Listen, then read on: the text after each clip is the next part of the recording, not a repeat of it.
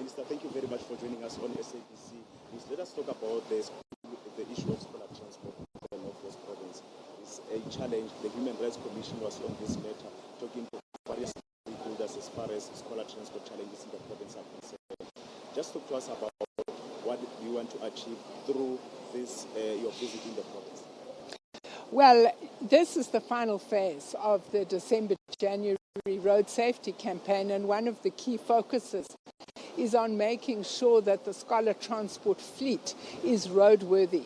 What you can see behind me is one of the 60 buses that we have called to the centre this morning.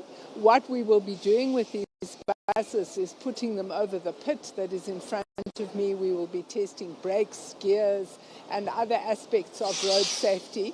We want to make sure that these vehicles are in good condition. There have, as you say, been problems in the past with safety in scholar transport and also with the provision of scholar transport. What I'm pleased to say is that Northwest Province have now developed a dedicated unit that is policing and enforcing regulations with regard to scholar transport. If a bus company brings a roadworthy vehicle here, but then substitutes that with an unroadworthy vehicle, they will be caught by the law enforcement operators that are now patrolling villages and schools in villages, because this is where we have seen cheating with regard to the scholar transport contracts in Northwest. Of course, what's also important is that there are many parents who procure their own scholar transport. And yesterday there was a meeting with Santaco. We are saying that those vehicles must be clearly marked as scholar transport vehicles. They must also be brought to road safety vehicle testing sites so that they can be tested for roadworthiness. And of course, there has to be policing of drivers. Last year we had a terrible incident where a roadworthy bus was being driven by a drunk driver, and through cooperation by the law enforcement officials and school principals, that driver was arrested. But we want to make sure that taxi associations and bus operators are self-policing and making sure that their drivers are behaving in a responsible manner when they carry people's precious children to and from schools. And still on the issue of scholar transport, in terms of the department inspecting these buses, are you going to ensure that all of them are inspected in the province, taking into consideration challenges that are there, that many of them are unroadworthy, and even also speak to the issue of the state of the roads in the province? Because some of these scholar transport operators are saying our buses are dilapidated because there are no roads. Please talk to those two issues. Well, the Northwest Transport Department has procured a fleet of 786 buses from over 300 different service providers, and that is the fleet that we are busy testing this morning. Of course, you would understand that different categories of roads are the responsibility of provincial and municipal authorities. Last year, for the first time, we adopted, together with all provinces and municipalities, a common set of standards for road maintenance. We will now, going forward, be using those common set of standards to make sure that provinces are spending the conditional grant we give them for road maintenance appropriately, and of course also making sure that municipalities don't return the municipal infrastructure grant to National Treasury while their roads are littered with potholes. And Minister, schools reopen next week, Wednesday. And like I said in my introduction, that the Human Rights Commission was holding this matter of scholar transport in the province, where we had stories from different stakeholders about the challenges that are there, that some children or school learners who miss school days due to unavailability of this scholar transport. What would you say to the parents of those learners who are listening to this discussion right now? We are going into the new year, the academic year is beginning next week, like I said. Are you saying that these things, you are going to see them coming to an end of scholar transport that are not pitching up?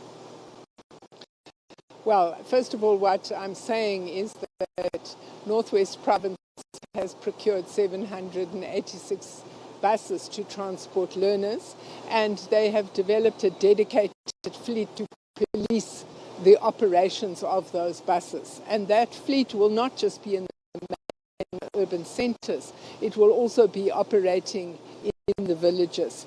Of course, there are broader issues that relate to the question of the budgets that provincial governments receive from National Treasury, and also the important interface between the Department of Education and the Department of Transport. Last year, myself and the Minister of Education had a lengthy meeting about the new scholar transport policy that we are in the process of developing. And obviously that policy is aimed at trying to address the question of the standard of transport that learners receive, the amount of transport that learners receive, and in the longer term, in conjunction with National Treasury, the financing of scholar transport. So you would understand that some of the issues that you are raising are not really transport issues. They are Department of Education issues, National Treasury issues. But what I am trying to do is my job. And my job is to make sure that those vehicles that arrive to collect children are roadworthy, and that parents can be sure that those buses are not going to have problems with brakes and gears and other unfortunate incidences that could cause accidents for their children. And just finally, Minister, I want us to talk about the issue of the interdictory order from the High Court in Gauteng about the preferred bidder for the driving license. Just the reaction of the department on that declaratory order.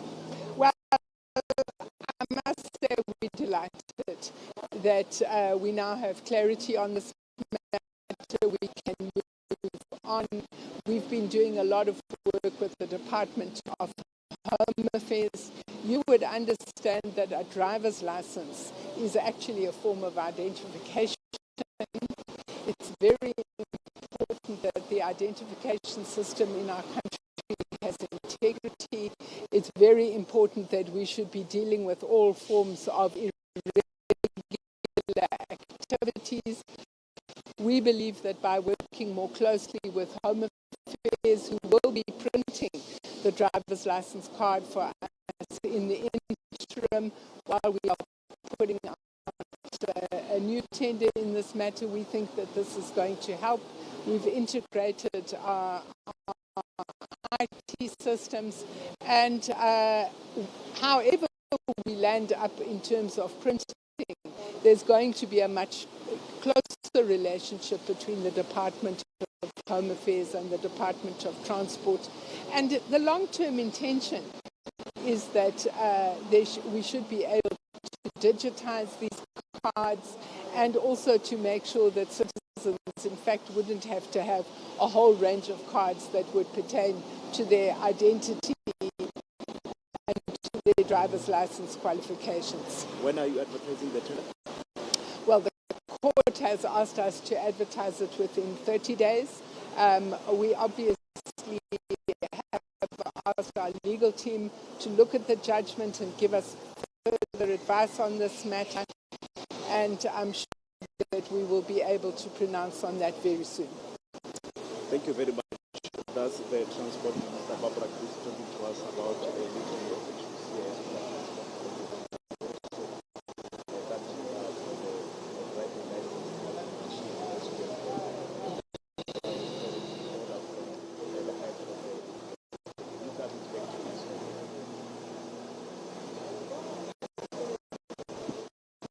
Perfect.